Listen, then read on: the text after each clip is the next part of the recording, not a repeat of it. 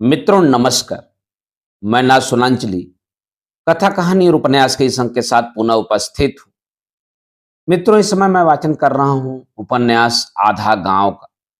आधा गांव जिसे लिखा है राही मासूम रजा ने। अब तक मैं अपने वाचन के पिछले क्रम में उपन्यास आधा गांव के भाग 9 तक का वाचन कर चुका हूं, जिससे आप मेरे चैनल कथा कहानी और उपन्यास पर जाकर क्रमवार सुन सकते हैं। आज के वाचन के क्रम में लीजिए सुनिए उपन्यास आधा गांव के भाग 10 गाथा का वाचन मेरे अर्थात नाथ सोनांचली के स्वर में। दिन बीते मगर गंगौली के दरो दीवार का दर्द न गया। नीदर सोल की ठोकरों ने मिट्टी की दीवारों के बदन पर जो खरासें डाल दी थी उनके निशान न मिटे। सैयद बाड़े पर नीदर सोल का नजला नहीं गिरा था, फिर भी मुहर्रम फीका फीका हुआ, क्योंकि वे हाथ जो मातम करते थे और वे हाथ जो ताजिए को सवारा करते थे और वे हाथ जो भारी चोबी के ताजियों को उठाया करते थे और वे हाथ जो जुलूसों के आगे लंबी लंबी लाठियां लेकर चला करते थे और वे हाथ जो लकड़ी के करतब दिखलाया करते थे सहमे हुए थे। अजा खानों के बाहर हिंदू लड़कों की भीड़ में कोई कमी न हुई थी, लेकिन आंखों के चिराग कुछ बुझ से गए थे और वह बच्चे जिन्हें जब्बाद मियां या हकीम अली कबीर गालियां देकर चुप कराते कराते थक जाया करते थे, खुद ही चुप हो गए। नीदर सोल ने भर टोली, चमार टोली, अहीर टोली और बारिकपुर के बदन को गीले कपड़ों की तरह निचोड़कर शायद रूह का एक एक कतरा गार लिया था। मुसीबत गंगौली की हिंदू आबादी पर भी आई, लेकिन मुसलमान बड़ी हद तक महफूज रहे। अब्बास के कौल के मुताबिक उन्हें मुस्लिम लीग ने बचा लिया था।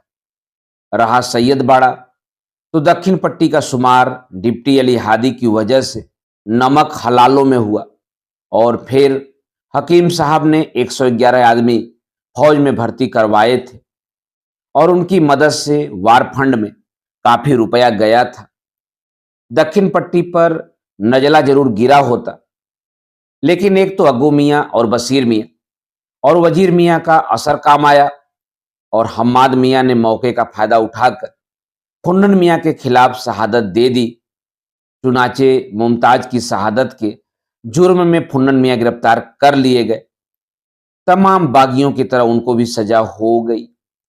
अग्गू मियाँ और वजीर मियाँ ने उनसे बहुत कहा, जब तुमने कुछ किया नहीं तो जेल काटने से क्या फायदा, माफी मांग लो।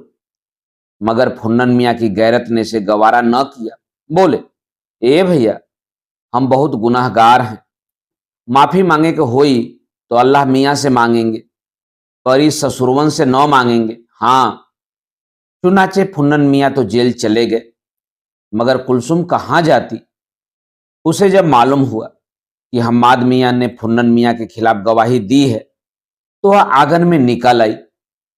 वह नजब की तरफ मुंह करके खड़ी हो गई और बोली, हे मौला मुश्किल कुशा, तुम ही हमारी मुश्किल आसान करो। अपनी मुश्किलें मौला मुश्किल कुशा के सुपुर्द करके वह आवाजें बुलंद हम्माद मियाँ को कोसने लगी कि उनके बदन में कीड़े पड़े, कब्र में अंधेरा रहे और उम्मे हबीबा को कोई चमार निकाल ले जाए। यह आवाज सैफुनिया के जरिए नईमा बी तक पहुंची और उन्होंने फुन्नन मियाँ और कुलसुम के ताल्लुकात और उसके बच्चों की वल्दियत और ख़ास तौर से मगफिये की जवानी के बारे में इजहार ख्याल करना शुरू किया और यह फैसला सुना दिया कि चूंकि मगफिये मोहम्मद हसन से फंसी हुई है, इसलिए उसने रजिए को जहर देकर मार डाला है। और का मालूम कि कुलसुम फंसी हुई हैं दमाद से। हाँ, और का ऐसी औरतन का कोनो ठीक, दूठो भतार कर चुकी, तीसरी को जोह रही।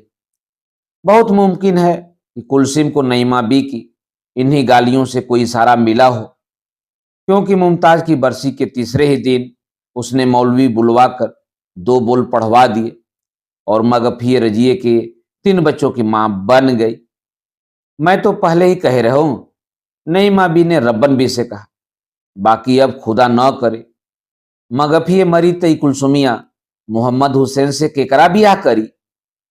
और तो मैं सुन रही हूं कि मोहम्मद हुसैन बीबी को कलकत्ता न ले जा रहे। कुबरा ने कहा, हैया रह के पुद्दन दुल्लन फत्तू और पंगू की देखभाल करी। ल्यो, रब्बन बी ने अपनी इकलौती आंख नचाई। तुहरियो बात काओ के लड़का ना होई। अरे होई काहे ना, नईमा भी बोली, बाकी काने का होई। कोई कुछ कह दे तो जबान पकड़ी जाए। बाकी के को ना मालूम कि जब से फुन्नन की सजा भई है झिंगुरिया का लड़का रोज तो आवत है। खैर खबर मालूम करे, 18-20 बरस का हो ही गया। बात यह थी कि झिंगुरिया को तो सरकार ने फांसी दे दी थी, लेकिन उसका बेटा जो इत्तेफाक से उन दिनों गंगौली में नहीं था, गिरफ्तार होने से बच गया था। उसे फुन्नन मियाँ और अपने बाप के ताल्लुकात का इल्म था, इसलिए वह रोज उनके घर आता कि कुलसुम यह महसूस न करे कि फुन्नन मियाँ घर नहीं है। वह आता और दरवाजे पर उकड़ू बैठकर आवाज देता, ए दुल्हन मियाँ। यह आवाज सुनते ही रुकैये का लड़का दिलसाद हुसैन उर्फ दुल्हन लपक कर बाहर आता। कहा मियाँ, तुम्हार मुसलमानी का हाल बा? यह सुनते ही दुल्हन मजबूती से दामन को थाम लेता। उसकी मुसलमानी अभी तक नहीं हुई थी। तो रुकैये ने कोई मन्नत मान रखी थी कि जब वह 12 साल का होगा तब उसकी मुसलमानी होगी। इस बीच में वह कई मुसलमानियों का हश्र देख चुका था, इसलिए खौफ ज्यादा रहता था। अच्छा जाए दे भैया, ना काटी। जा भीतर जाके अपनी नानी से पूछ आवा कि कौनो काम हो कि ना बा। दुल्हन इसको गनीमत जानता, झट से अंदर चला जाता, कुलसिम को छिकुरिया का पयाम देता और जो जवाब पाता उसमें बिना कोई तब्दीली किए छिकुरिया तक पहुंचा देता। जवाब पाने के बाद भी छिकुरिया थोड़ी देर वहीं बैठा बैठा जमीन पर या तो अपनी उंगलियों से टेढ़े मेढ़े निशान बनाता रहता या खैनी मलने लगता और चूना झाड़ने के बाद तंबाकू को निचले होठ और दांतों के दरमियान रखकर पचापच थूकने में मशगूल हो जाता।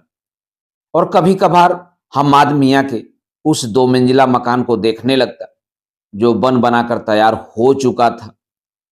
उस मकान की कुर्सी जमीन से काफी ऊंची थी, इसलिए सामने वाले दालान में लोहे के ढले हुए जंगल लगे थे और अमूमन गया हीर इन्हीं जंगलों पर झुककर खड़ा रहता था। झिंकुरिया गया से कुछ नहीं कहता था, उसको गया से कोई शिकायत न थी, लेकिन गया बहरहाल हम्माद मियाँ की नाक का बाल था और हम्माद मियाँ ने फुन्नन मियाँ के खिलाफ गवाही दी थी। इसलिए हम्माद मियाँ के किसी भी आदमी की तरफ से छिकुरिया का दिल साफ न था।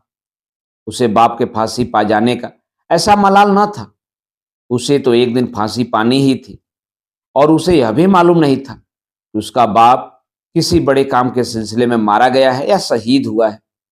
उसे तो सिर्फ इतना मालूम था कि इमाम साहब शहीद हुए थे। चुनाचे उसके ख्याल में शहीद होने के लिए इमाम साहब होना जरूरी है। और उसे यह भी मालूम था कि उसका बाप चाहे जो कुछ कर रहा हो, इमाम साहब हरगिज न था। खैर यह बात तो मरते मरते खुद झिंगुरिया को भी नहीं मालूम हो सकती थी कि वह मर नहीं रहा है बल्कि शहीद हो रहा है। यह बात तो उसके मरने के बाद तय हुई कि वह मरा नहीं है बल्कि शहीद हुआ है। शहर में एक मास्टर साहब ने जब छिकुरिया को यह बताया कि उसका बाप वतन की राह में शहीद हुआ है, तो छिकुरिया ने इस बात को मानने से साफ इनकार कर दिया। मास्टर साहब बहुत हैरान हुए। उन्होंने एक लंबी चौड़ी तकरीर भी की थी, लेकिन वह तकरीर छिकुरिया के समझ में नहीं आई और उसने सोचा कि मास्टर साहब से कुछ तो कहना ही चाहिए। इसलिए वह बोला, ऐसा मत कहें मास्टर साहब, इमाम साहब गुस्सा गई ना तो उपद्दर हो जाई। इमाम साहब? मास्टर साहब की पेशानी पर लगा हुआ चंदन का तिलक चीख उठा। इमाम साहब कौन? छिकुरिया को यह सवाल सुनकर सख्त हैरत हुई। उसने सोचा कि मास्टर साहब भला लड़कों को क्या पढ़ाते होंगे जब उन्हें यह भी नहीं मालूम कि इमाम साहब कौन थे। इसलिए वह बोला, ये तो हमहू का ना मालूम। बाकी इमाम साहब बड़ा जब्बर हुआ। 10 दिन की खातिर यहाँ आवेला, मार ताजिया उठेला, प्रसाद बटेला, लकड़ी का खड़ा जम्मेला। उसने मुहर्रम की सारी तफसीलात सुना डाली। अरे, तू अमर शहीद की संतान हो के मुसलमान के इमाम साहब का बखान कर रहे हो? है इला भैया, अरे कहाँ बुड़बक हई? इमाम साहब के मुसलमान न कहे के चाहिए, नहीं तो हमनी के भोग चढ़ावे देता। मियाँ लोग और इमाम साहब होके स्वीकार करता। मास्टर साहब ने उसे लाख लाख समझाया कि इमाम साहब पक्के मुसलमान थे, लेकिन वह जानता था कि इमाम साहब मुसलमान नहीं हो सकते। मुसलमान तो मौलवी बेदार है जो हिंदुओं का छुआ नहीं खाते। मुसलमान तो हकीम अली कबीर है जो बात बात पर दरवाजे के हौज में अपने को पाक रखने के लिए नहाते रहते हैं। मास्टर साहब झल्ला गए। उन्होंने मुसलमानों को बड़ी गालियां दी। बोले कि इन मलिच्छों ने तो भारतवर्ष को तहस नहस कर दिया है। मंदिरों को तोड़ ताड़ कर मस्जिदें बनवा ली हैं इन पापियों ने। शुक्रिया ने यह बात भी नहीं मानी, क्योंकि गंगौली में तो ऐसा नहीं हुआ था। मियाँ लोग दशहरे का चंदा देते हैं और मठ के बाबा को जहीर मियाँ ने 5 बीघे की माफी दे रखी है। मगर मास्टर साहब ने इतिहास भी पढ़ रखा था। बोले, औरंगजेब बादशाह 1-2 मंदिर को भ्रष्ट की सका? हम औरंगजेब के ना जानिला, शिकुरिया ने कहा। बाकी हम जहीर मियाँ और कबीर मियाँ और फुसू मियाँ और अनवारुल हसन राकी के जानिला। हम न मानब आपका बात। और जेकर आप नाम लेत बाड़ी, उस साल हुई कोनो बदमाश, जमींदारन के जुलुम के हम ना कहत बाड़ी। बाकी जेके पास जमींदारी हुई वह के जुलुम जरूर करे के पड़ी। न करी तो जमींदारी न चली। और मिहूँ लोग जमींदारे होंगे। और ये जौन पाकिस्तान बनवा रहे हैं सब, पाकिस्तान पाकिस्तान हम न जानत आई। बाकी जो कोई पाकिस्तान कोनो बुरी चीज बा तो न बने दे। हम छाती ठोक के कहत बाड़ी कि पीछे हट जाई तो अपन बाप का न कहलाई। चली। लेकिन मास्टर साहब चल कहाँ सकते थे। उन्हें तो उन मंदिरों की ईंटें गिननी थी जिन्हें उनके ख्याल में मुसलमानों ने तबाह किया था। और उन्हें तो इसका हिसाब लगाना था कि मुगलों और पठानों ने हिंदुस्तानी तहजीब के बदन पर कितने दाग लगाए हैं। यह ताजमहल, यह सिकरी, यह आसिफुद्दौला का इमाम बाड़ा, यह ख्याल गायकी, ये कलमी आमों के लहलहाते हुए बाग, वाकई मुसलमानों ने हिंदुस्तान को जबरदस्त नुकसान पहुंचाया है। इसलिए मास्टर साहब मुसलमानों का अमालनामा बता रहे थे। हम कौनो महापुरुष ना है, किसान है। हम पाकिस्तान पाकिस्तान ना जानीला, खेती बाड़ी की बात समझीला। तो हम तई देखत बाड़ी कि बारीकपुर के ठाकुर साहब जुलुम करे में गंगौली के मियाँ लोगों से कम ना होंगे। कहीं तो लिटा दिल जा ठाकुर साहब के, वो मुसलमान जनाद बाणी। मास्टर साहब ने आखिरी वार किया। अरे, जिरंगी को फांसी तो दिलवा देना न फुन्नन मियाँ। देखे मास्टर साहब, फुन्नन मियाँ के कछु ना कहें। बाकी रहल फांसी की बात, तब अहिया ना आप कहत रहना कि बाबू के सही समझे के चाहिए। तो अब ये बताएं कि हम बाबू के का समझें। जहां फुन्नन मियाँ का पसीना गिरी ना, वहां समूचा भर टोली मर जाए पढ़ाएं। वह शहर से बहुत मायूस लौटा। अब तो उसका जी चाहता था कि वह अपने बेटे को पढ़ाएगा, गांव के स्कूल में नहीं, शहर के स्कूल में, जहां लड़के कुर्सियों पर बैठते हैं।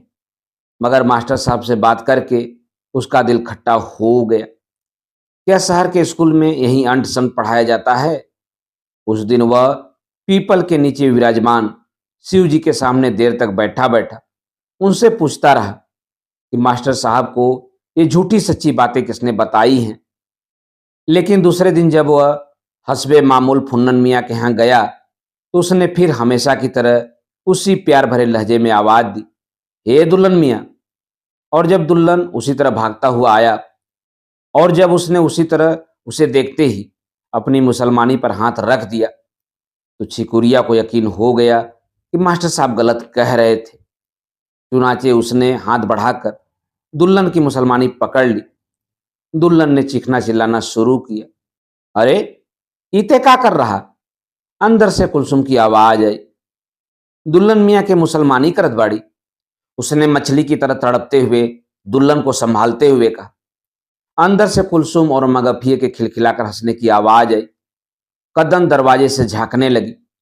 फत्तू और पुम्मू तो यह तमाशा देखने के लिए बाकायदा बाहर निकल आई और दुल्हन ने भों भों रोना शुरू कर दिया। चिकुरिया हंस पड़ा। उसने दुल्हन की मुसलमानी छोड़ दी। दुल्हन तेजी से बड़े फाटक की तरफ भागा।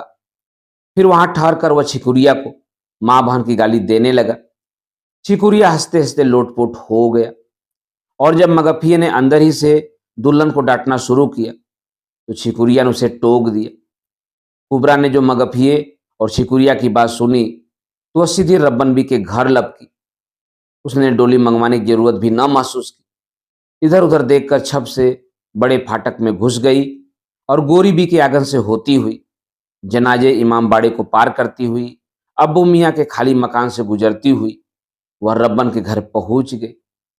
रब्बन बी इस वक्त कलमदान खोले अकबरी बुआ को इस्तिलाही में खत लिख रही थी।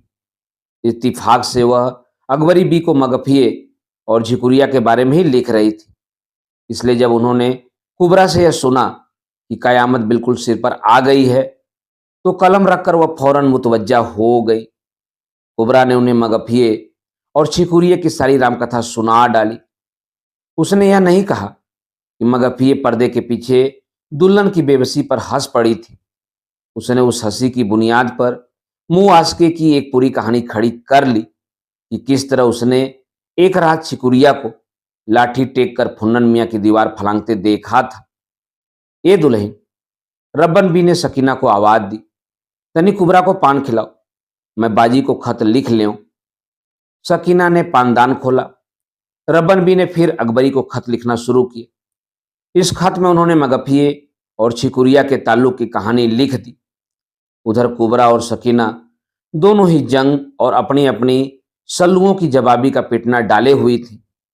फिर दोनों में तकरार होने लगी।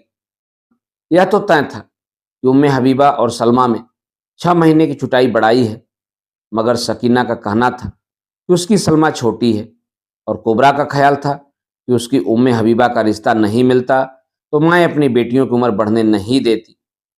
एक एक दिन का फर्क अहम हो जाता है कि अगर कोई टोके तो यह कह सके, लो ओके अबहिन उम्र का है, अबहिन तो फलाने मियाँ की लड़कियों का ब्याह न भयवा है, हमारी वाली तो उसे 6 महीना छोटी है। बात इस कदर बढ़ गई कि कुबरा तुनक कर चली गई। हम्माद मियाँ जब तक वो छोटी सी खिलवत में रहते थे उस वक्त तक उनकी बीबी किसी सैदानी से यूं तुनक नहीं सकती थी, लेकिन 2 मंजिला पुख्ता मकान में रहने से बहरहाल सैयद हो जाते हैं। कुबरा भी सैदानी बन चुकी थी। हद तो यह है कि हम्माद मियाँ की माँ नईमा भी सैदानी बन चुकी थी, जबकि उसके मायके वाले अब तक जुलाहे के जुलाहे थे और गंगौली में ही करघा चला रहे थे। हम्माद मियाँ ने अकबरी बी और अपने बड़े भाई जिनकी माँ सैदानी थी और सगीर मियाँ जो गंगौली के आनों के जमींदार थे और जिनके वह मुख्तारे आम थे कि सारी पीठ पटवारी लाला दीनदयाल से मिल मिलाकर अपनी कास्ट दर्ज करवा ली थी। बदले में लाला को पोखरे के पास वाला खेत मिल गया था जिसे वह बहुत दिनों से हासिल करना चाहते थे। हम्माद मियाँ ने जंग से फायदा उठाकर कुछ और बेदखलियां भी करवा ली थी। कुल मिलाकर वह कोई 5 हल की खेती कर रहे थे और खेती भी नीरे आलू की। उनकी शुमार गांव के दौलतमंदों में होने लगी थी। वैसे राखियों की दौलत से उनकी दौलत का कोई मुकाबला न था, लेकिन राखी जमींदार नहीं थे। वह अब शहर जाते तो सिल्क की नीची शेरवानी पहनकर, ये शेरवानियां उन्हें बड़े भाई के मरने के बाद बक्स की बक्स मिल गई थी। सिर पर खूबसूरत पल्ले की टोपी होती, चुनी हुई। इस टोपी को चुनने में वह जितनी मेहनत करते थे उतनी मेहनत तो लड़कियां दुपट्टे चुनने में भी न करती होंगी। अब इस कदर शानदार सैयद हमाम हुसैन जैदी इब्ने सैयद अब्बास हुसैन जैदी की बीबी मुसम्मात कुबरा बेगम बिनते शेख सुजायत अली अंसारी को पूरा पूरा हक पहुंचता था कि सकीना जैसी लद्दड़ और पुरानी खुसट सैदानी से तुनक कर बात कर ले। लेकिन यह खबर जो वाजिद मियाँ को मिली कि कुबरा यूं मंजूर की बीबी से तुनक कर गई, तो वाजिद मियाँ चिराग पाव हो गए। अब हमामों की बीवी का ई मुंह भया कि सैदानियन के मुंह लगे लगी। खुदा सलामत रखे सगीर और बू को, जिनकी बदौलत हम्माद मियाँ पैसे वाले हो गए। बाकी एकाई मतलब ना है कि वाजिद की जिंदगी में उनकी जोरू रब्बन की बहू से टर्रा के चल गई हैं। कंधे पर गमछा डालकर वह हम्माद मियाँ के दरवाजे पर पहुंच गए। गया दस्तूर के मुताबिक जंगले से टिका खड़ा था। वाजिद मियाँ को देखते ही सलाम किया, क्योंकि वाजिद मियाँ का ताल्लुक बहरहाल जमींदार खानदान से था। मगर वाजिद मियाँ ने जवाब न दिया। वह बोले, क्या रे हम्माद, उजुलाइन हरामजादी, अब सैदानियन को गाली दी ही। हम्माद मियाँ अंदर ही थे। आवाज उन तक गई, मगर वह बाहर नहीं निकले। कुलसुम और मगफी अलबत्ता लपक कर अपने दरवाजे से झांकने लगी। वह यह तमाशा देखना चाहती थी। गया अलबत्ता कसमकस में था कि क्या करे और क्या ना करे। वाजिद मियाँ बहरहाल मियाँ थे। वह चुपचाप खड़ा रह गया। वाजिद मियाँ और शेर हो गए। बोले, ये बखत हम जा रहे, बाकी अब जो कुबरा कोनो बदतमीजी कीहिस तो हमसे बुरा कोई ना होई। का करबे ते? नईमा बी से बर्दाश्त न हुआ। ए जुलाहिन, तोरा का करेंगे? बाकी हम्माद की टंगियां चीर देंगे। तोरे बाप की सरकार है ना, माटी मिले। दो बखत की रोटी तो जुड़तन ना, बाकी जबान हाथ भर की है। वह यकलख्त गया से मुखातिब हो गई। माटी मिले ते खड़ा खड़ा सुन रहा?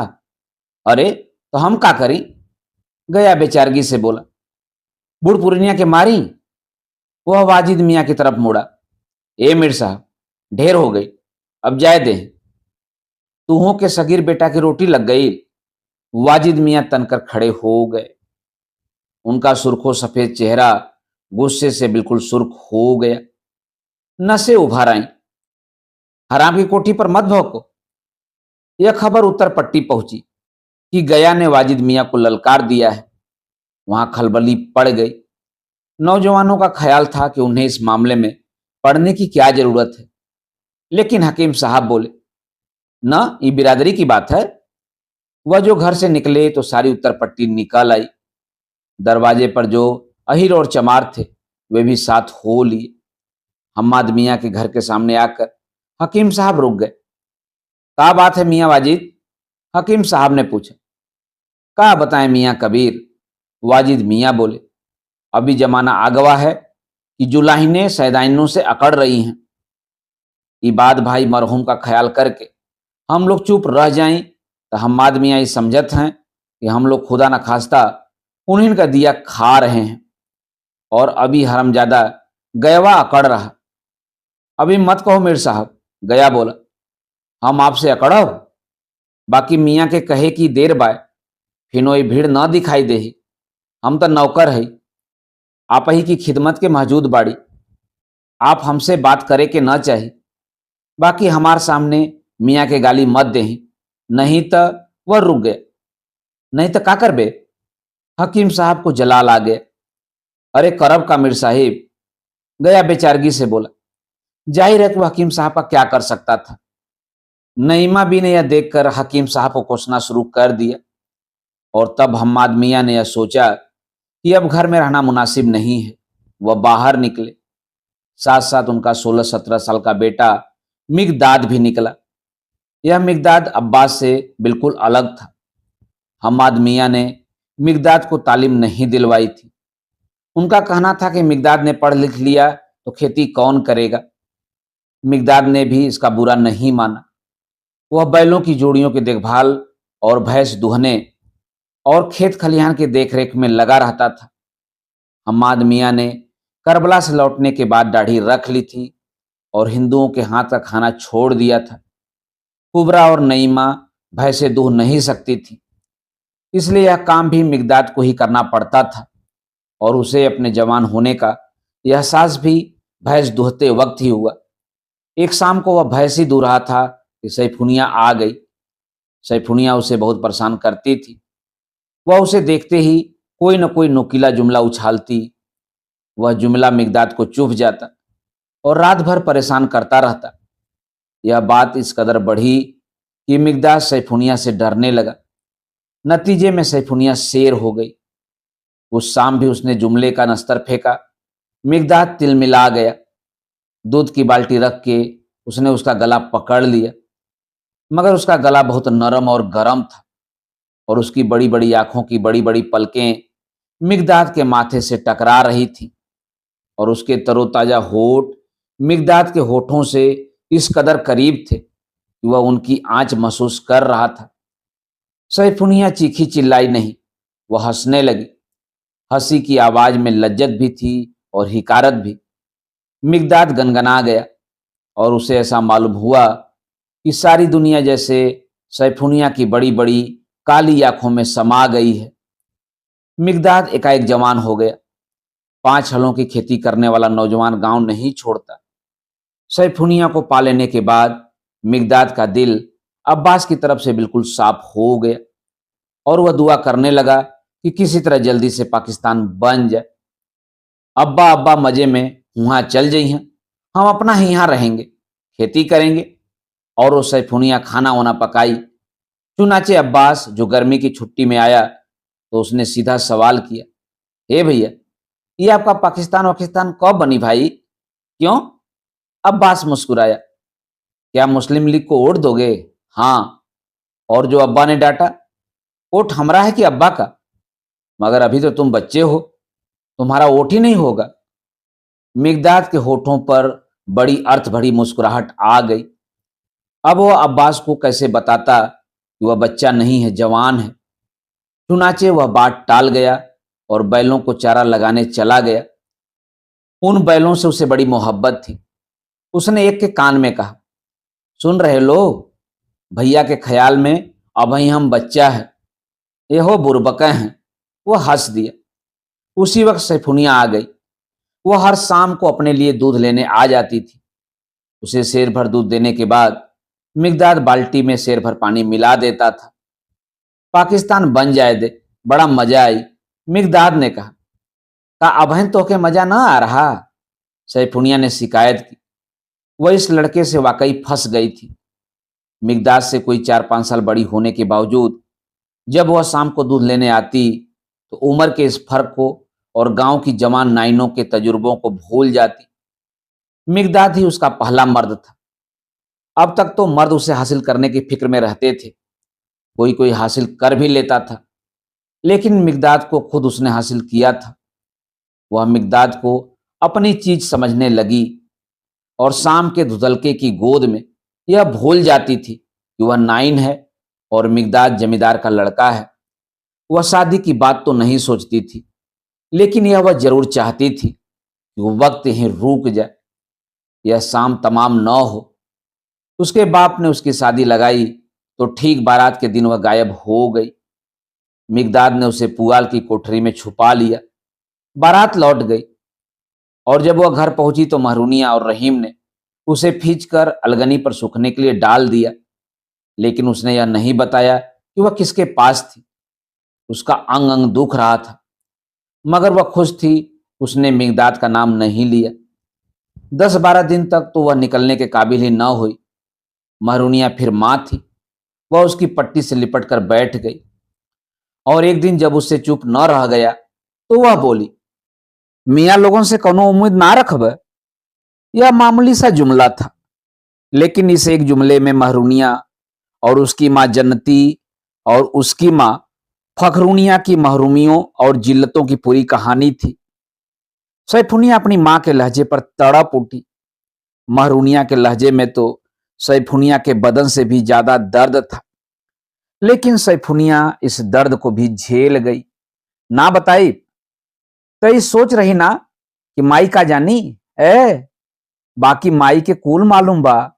ठीक है, मत बता, बाकी सुन ले, देही का पीड़ा सहिल आसान बा, मुदा जब मनवा दुखाई त न सहल जाई। शेर भर दूध पर जिंदगानी न गुजरी। यह बात कहने के बाद वह चौंक पड़ी कि इस तरफ उसका ध्यान अब तक क्यों नहीं गया था। अरे बाप रे बाप, गजब हुई गवा। वह घबरा कर खड़ी हो गई। का भइल? सैफुनिया ने घबरा कर पूछा। ई पूछ की का ना भइल? सैफुनिया कुछ और पूछना चाहती थी, मगर महरुनिया तेजी से निकल गई। वह तो हवा से भी तेज चलना चाहती थी, मगर हम्माद मियां के दरवाजे पर उसे रुक जाना पड़ा। वह कैसे आगे बढ़ती? दरवाजे पर मजमा लगा था और मिगदाद लाठी लिए हकीम अली कबीर को घूर रहा था। मैं तुमसे कहना चाहता हूं कि अंदर जाओ, हम्माद मियां ने मिगदाद से कहा। बड़े भाई की शेरवानियों का बख्श पा जाने के बाद से हम्माद मियां ने उर्दू बोलना शुरू कर दिया था। हकीम साहब, आपको तो कायदे कानून मालूम है।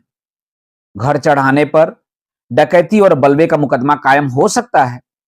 कायम कर दियो, हकीम साहब बोले। बाकी हम ही ना देख सकत कि मीर वाजिद से ये हरमजादा अहिर जबान लड़ाए।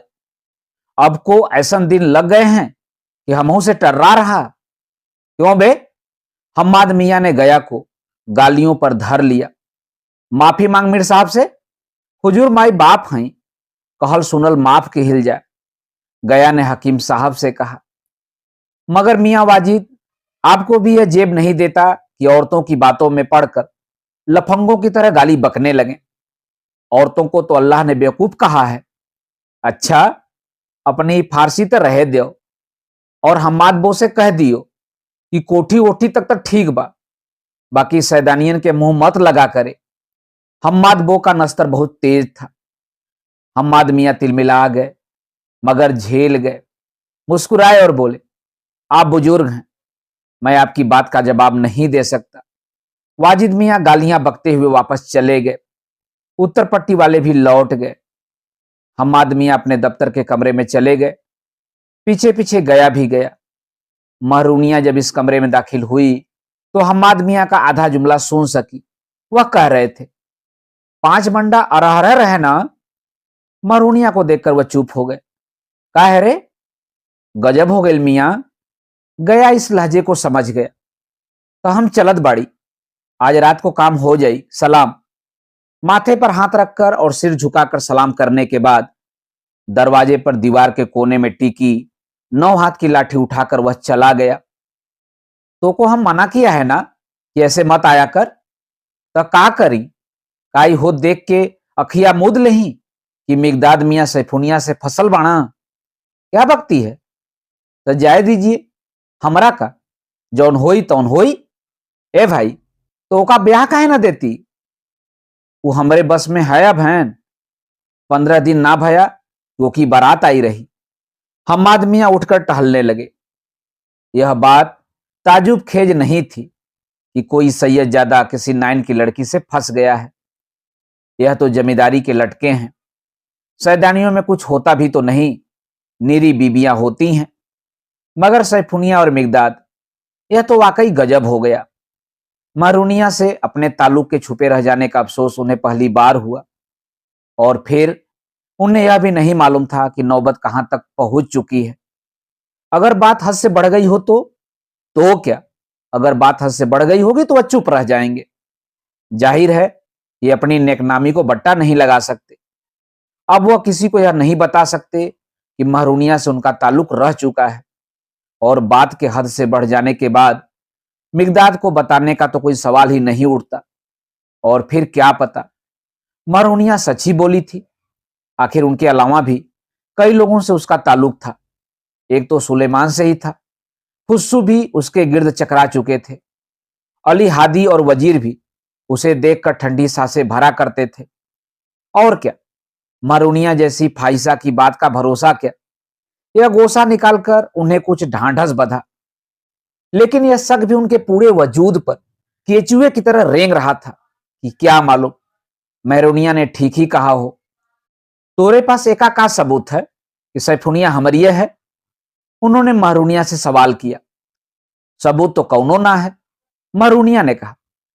सैफुनिया मंजूर, वजीर, फुस्सू, हादी और सुलेमान कोई की भी तो हो सकती है। बाकी वो कोई की ना है। महरूनिया ने इस यकीन से कहा कि हम्माद मियां लरज गए। अच्छा, ए बखत तू जा, उन्होंने कहा, कुछ सोचेंगे। महरूनिया चली गई। हम्माद मियां उसके जाने के बाद ही अंदर चले गए। ये महरूनिया का खुसुर फुसुर करती रही तो से? कुबरा ने पूछा। तुमने मेरा जीना हराम कर दिया है, तुम्हें क्या जरूरत थी सकीनों से टर्राने की, बदतमीज। हम्माद मियां ने अब तक उसे नहीं डांटा था। वह रोने लगी। आंसू देखकर हम्माद मियां और आग बबूला हो गए। अगर मैं शरीफ बाप का बेटा न होता तो इस वक्त मैं तुम्हारी ऐसी कूदी करता कि तुम जिंदगी भर याद रखती। हम्माद मियां फरफर उर्दू बोले जा रहे थे। तू सठिया गए हो का? नईमा बी ने हम्माद को डांटा। अब तू बीबी को मरी हो? हम्माद मियां का जी तो चाहा कि बुढ़िया जुलाहिन का गला घोट दे, जिसने उसकी मां बनकर उसे गंगौली में आंख उठाकर जीने का हक नहीं दिया। लेकिन मां पर हाथ उठाने का दस्तूर नहीं था और हम्माद मियां हड्डी के कच्चेपन को रस्म और रिवाज का पूरा एहतराम करके छुपाने की कोशिश किया करते थे। वैसे उन्होंने अपने आप को समझा लिया था कि खानदान बाप से चलता है, वरना हजरत अली, इमाम हुसैन और इमाम हुसैन के अलावा तमाम अय्यम मासूमीन कनीजों से पैदा हुए थे। मित्रों, सिया धर्म यह मानता है कि रसूल के बाद 12 इमाम और हुए और यह 12 इमाम मासूम थे, अर्थात पाप कर ही नहीं सकते थे। मगर उन्हें यह भी मालूम था कि कनीजों और जुलाहिनों में फर्क होता है, इसलिए वह हमेशा इसका ख्याल रखा करते थे कि उनसे कोई ऐसी बात न हो जाए कि हम लोग कह दें कि खून बोल रहा है। इसलिए वह खून का घुट पीकर चुप रह गए। उसी वक्त फिरोजा दही की कटहरी लेकर बावर्ची खाने से निकली। पांचे में पांव फंसा, वह गिर पड़ी। कटहरी टूट गई, दही बिखर गया। हम्माद मियां को मौका मिल गया। उन्होंने फिरोजा को पीटना शुरू कर दिया। नईमा भी जो उसे छुड़ाने लपकी तो हम्माद मियां ने उन्हें गुस्से से झटक दिया। वह गिर पड़ी, पलंग की चूल से टकराई, माथा लहूलुहान हो गया। उम्मे हबीबा, सुगरा, नजमा और अजरा ने लपक कर दादी को संभाला। हम्माद मियां टहक टहक कर रोती हुई फिरोजा को छोड़कर बाहर चले गए। नईमा भी जख्म धुलवाती जा रही थी, पट्टी बधवाती जा रही थी और अपने आप को कोसती जा रही थी। हे मौला, अब और का देखे को है, उठा लो मौला, उठा लो हमें। मिगदाद जब बैलों को चारा लगाकर आया तो उसने नईमा बी को इसी आलम में पाया। वह अपनी दादी को बहुत चाहता था, शायद सैफुनिया से भी ज्यादा। उसकी आंखों में खून उतर आया और कई दिन तक उसका गुस्सा ठंडा नहीं हुआ। हम्माद मियां को देखते ही उसकी त्योरियां चढ़ जाती। एक दिन उन्होंने उसे टोक दिया, जाइए आप अब्बा हैं, अब आपको हम का कहें, नहीं तो काम तो आप ऐसा कही न रहा कि। उसने अपना जुमला पूरा नहीं किया। बदतमीज, नालायक, उसे जबान चलाता है। लीजिए, देख रहे हो दद्दा, इत अपनी अम्मा से हाथ पांव चलावे और हम जबनियों से गए। दूर हो जा मेरी नजरों से। दूर तो हम तुरंत हो जाएं, बाकी बैलन को चारा कौन डली हैं, भैंसिया कौन दुही हैं, खेतिया कौन अगोरी है। हुकुम तो चला दीन दन से कि दूर हो जाओ।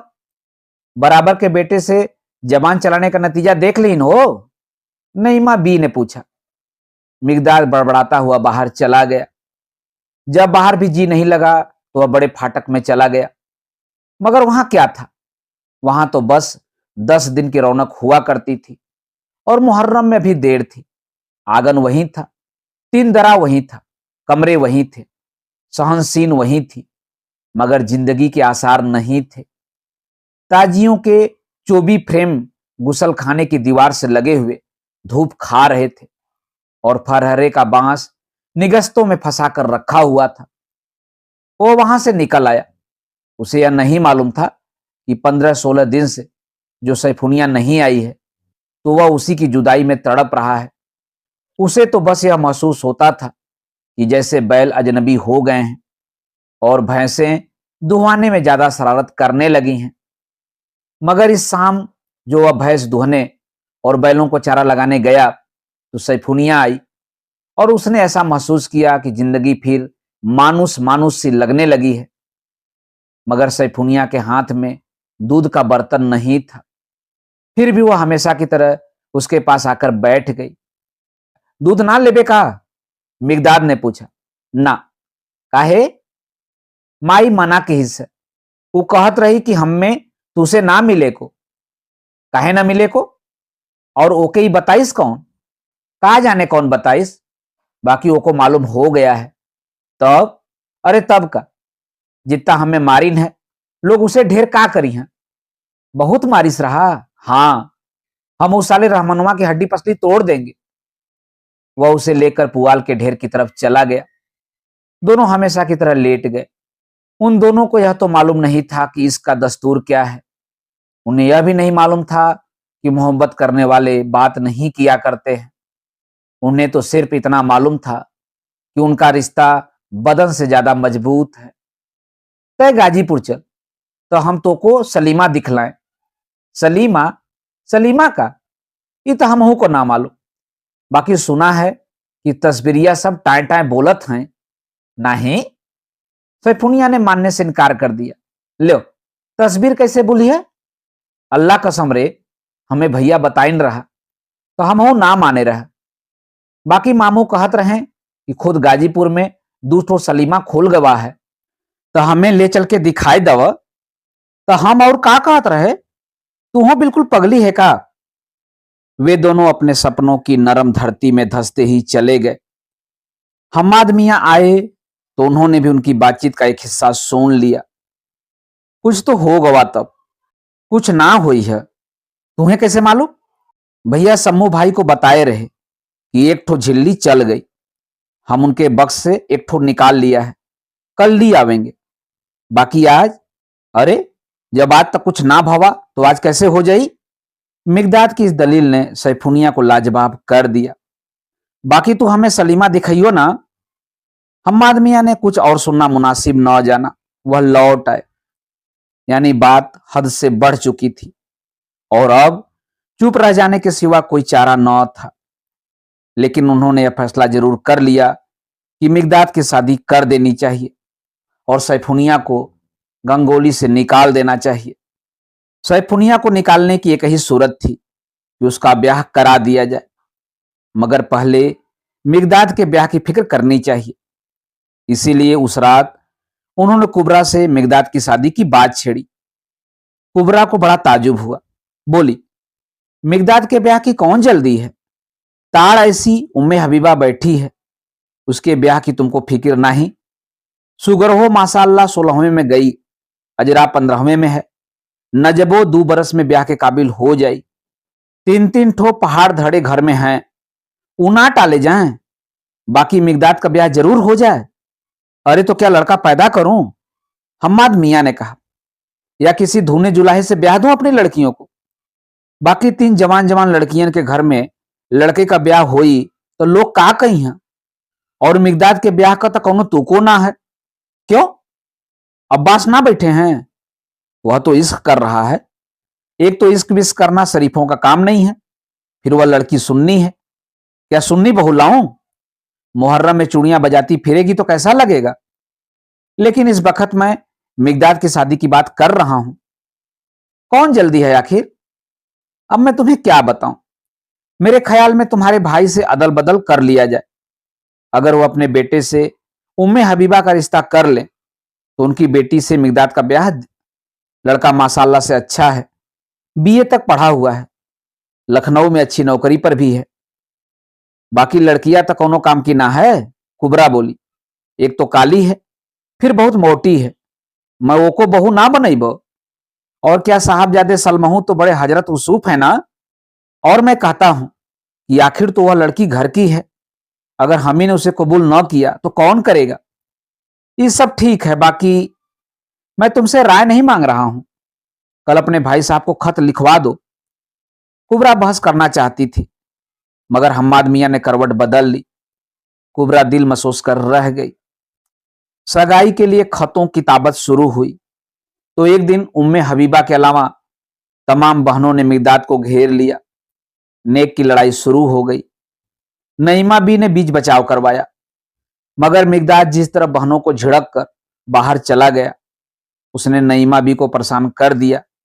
कहीं खुदा न करे कोई और बात तो नहीं। लेकिन फिर यह सोचकर उन्होंने तस्कीन हासिल की कि अभी अभी तो लड़का जवान हुआ है, माशाअल्लाह से दुश्मनों के कान बहरे। किसी और बात का खतरा पैदा होने का क्या सवाल पैदा होता है? उनकी छोटी छोटी बूढ़ी तजुर्बेकार आंखें मिगदाद की झल्लाहट का सबब न देख सकी। का बात है बेटा, तय ब्याह की बतिया पर बिगड़ काहे गवा रहा? उन्होंने मिगदाद को पंखा झलते हुए कहा। हम ब्याह वाह न करेंगे। काहे न करियो? अब हम आपको क्या बताएं भाई? मिगदाद फिर झल्ला गया। बस कह दिया कि हम न करेंगे। ये तो कोनो बात ना भई। बात भई हो चाहे ना भई हो, हम कह दिया ना कि न करेंगे तो बस न करेंगे। नईमा भी उसके खुरदुरे बालों से खेलने लगी। बूढ़ी उंगलियां जुए टटोलने लगी और मिगदाद सैफुनिया के बारे में सोचने लगा। इधर चूंकि हम्माद मियां ने बैलों को चारा डालने का काम गया को सौंप दिया था और भैंस दुहने पर नबी जुलाहा मुकर्रर कर दिया था, इसलिए सैफुनिया से मिलने की आसानियां भी खत्म हो गई थी। बस इमामबाड़े की वह खिलवत रह गई थी जो नज्जन मिरासी के खानदान के चले जाने के बाद से वीरान पड़ी थी। वह खिलवत तो खुद अब्बास को याद नहीं रह गई थी, तो उसे कोई और क्या याद रखता। मिगदाद ने चुपके चुपके उसका झाड़ झंखाड़ साफ कर डाला था और सबकी नजर बचाकर उसमें एक बसखट भी पहुंचा आया था। खड़ी दोपहर में मिलने का वायदा था, इसलिए वह नईमा बी से छुटकारा हासिल करना चाहता था। आखिर जब उनके प्यार के चोचले हद से बढ़ गए तो उसने उन्हें घुड़क दिया। नईमा भी सन्नाटे में आ गईं। उसके जाने के बाद ही उन्होंने मन्नत मान डाली। हे मौला, जो मिगदाद की शादी सात खैरियत के हो गई और साल भर में लड़का भवा तो मैं 8 की मिंबर भरियो और हाजिरी करे हो।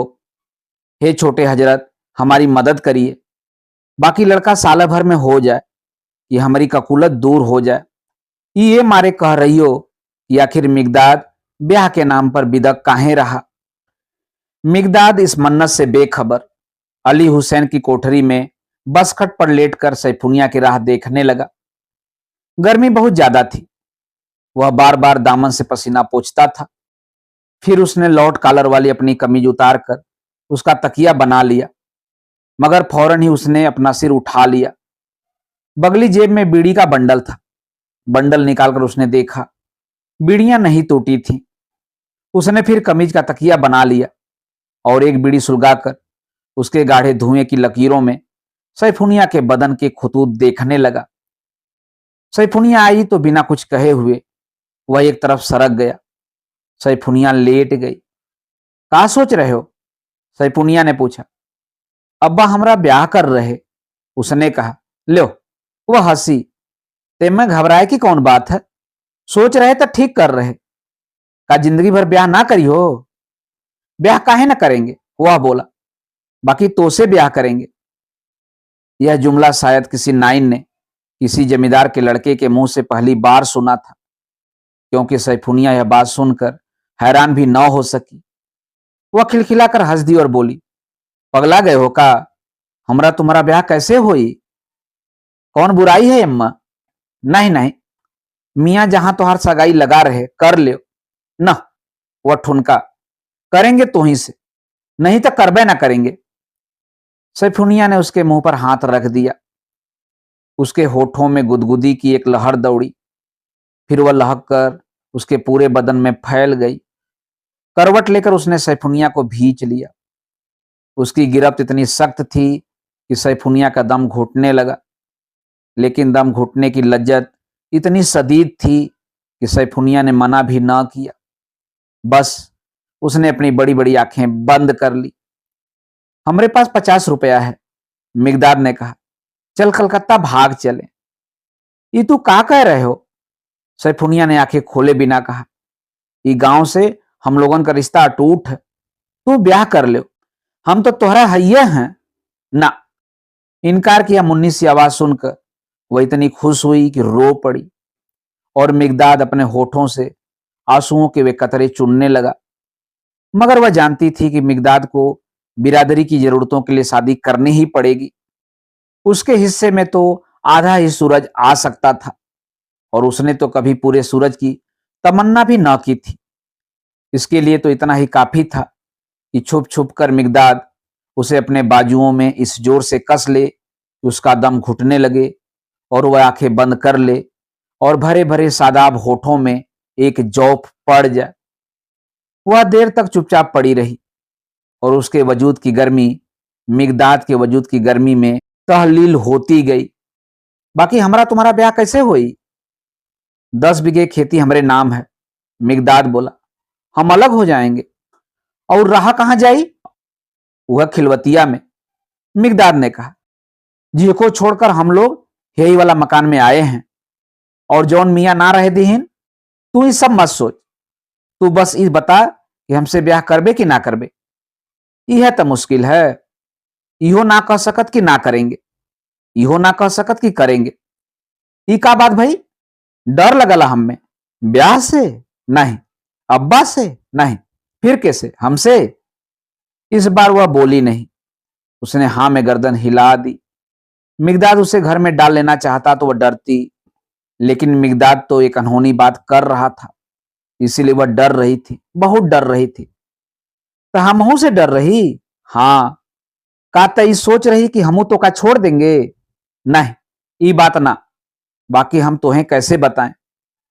मिगदाद अपनी बाहें अलग कर ली। सैफुनिया ने आंखें खोल ली। मिगदाद रूठा रूठा सा लग रहा था। सैफुनिया ने उसके कसे बदन की तरफ देखा, जिस पर पसीने का लिबास था। रूठ गए हो तुम? रूठे से फायदा? मिगदाद ने कहा। जब तई तय कर लिए कि हमरे साथ ब्याह ना करबे तो हम का कर सकत है? हम हो बुरबकै है। ई बात ना है। फिर का बात है? तू ब्याह कर लो ना। चचा, हमारी पूरी बतिया सुन ले। अच्छा कह ले। हम ही कह रही कि जहां मियाँ कह रहे हैं तहां कर लो। फिर हमहू से 2 बार पढ़वा ली हो, जैसे तोरे दादा तोरी दादी से पढ़वा लीन रहा ना। मिगदाद ने कहा। हम इकट्ठो ब्याह करेंगे, नहीं तो करबे ना करेंगे। मामों की भस्सड़ लड़कियां के वास्ते हम ही रह गए हैं? तो का खाली यही मारे तू ब्याह ना कर रहे हो कि वो बदसूरत है? सैफुनिया को ख्वाबों का तिलिस्म टूटता नजर आने लगा। जवान ये बात है तो जा, हम तुझसे ब्याह ना करेंगे। ना करबे? ना करेंगे। ना करबे? ना करेंगे, ना करेंगे ना। मिगदाद ने इतने जोर का थप्पड़ मारा कि उसकी गर्दन फिर गई। इस थप्पड़ ने कई दीवारें गिरा दी। वह मिगदाद से लिपट गई और बच्चों की तरह रोने लगी और उसके आंसू मिगदाद के बदन के पसीने से मिलने लगे। करेंगे रे, तो उसे ना करेंगे तो कैसे करेंगे? खिलवत की कोठरी में सन्नाटा हो गया। बस यह जुमला तानपुरे की तार की तरह लरजता रहा और इसकी मध्यम झंकार धीरे धीरे सैफुनिया और मिगदाद के वजूद में घुलती रही, यहां तक कि 2 बदन प्यार की आग में जल गए। फिर सैफुनिया चली गई। उसने पहले दरवाजा खोला, इधर उधर देखा। गली में एक आवारा कुत्ते के सिवा कोई न था। वह झमाक से गली के सन्नाटे के गहरे पानी में कूद पड़ी। कुत्ते ने उसे देखा। फिर वह जनाने इमाम बाड़े के बड़े फाटक को सूंघने लगा। मगर मिगदाद सैफुनिया के जाने के बाद भी देर तक लेटा रहा और सड़ी हुई आग की गर्मी में पिघलता रहा। उसे यह नहीं मालूम था कि सैफुनिया से शादी करना आसान नहीं है। सैफुनिया के बदन की मिठास से मिगदाद का सारा बदन जैसे चिपचिपा रहा था और वह मिठास उसकी रगों में भी रीस आई थी। वह अगड़ाई लेकर उठा। कमीज से चेहरे का पसीना पोंछने के बाद उसने उसे पहन लिया। फिर वह मुस्कुरा दिया। खाली बसखट को अपनी निगाहों से झाड़ने पोंछने के बाद वह कोठरी से निकल आया। दिन ढल चुका था। सहनची में धूप का कोई हल्का सा धब्बा भी न था। धूप इमाम बाड़े की खपरेल को पार कर चुकी थी। कोठरी के कलश पर एक चील बैठी अपने पर तौल रही थी। मिगदाद ने उसकी तरफ एक फर्जी ढेला फेंका। वह उड़ गई। अनवारुल हसन के मकान की खपरेल पर पालतू कबूतरों का एक गोल बैठा हुआ था। उसने मिट्टी का एक ढेला फेंक कर उन्हें भी उड़ा दिया। फिर गली वाले दरवाजे को अंदर से बंद करके वह इमाम बाड़े के पूर्वी कमरे में आ गया। मित्रों, अभी आप सुन रहे थे उपन्यास आधा गांव के भाग 10 का वाचन मेरे अर्थात नाथ सोनांचली के स्वर में। उपन्यास आधा गांव के आगे के भागों का वाचन आप मेरे वाचन के अगले क्रम में सुन सकते हैं। तो जुड़े रहिए कथा कहानी और उपन्यास के साथ। धन्यवाद, नमस्कार।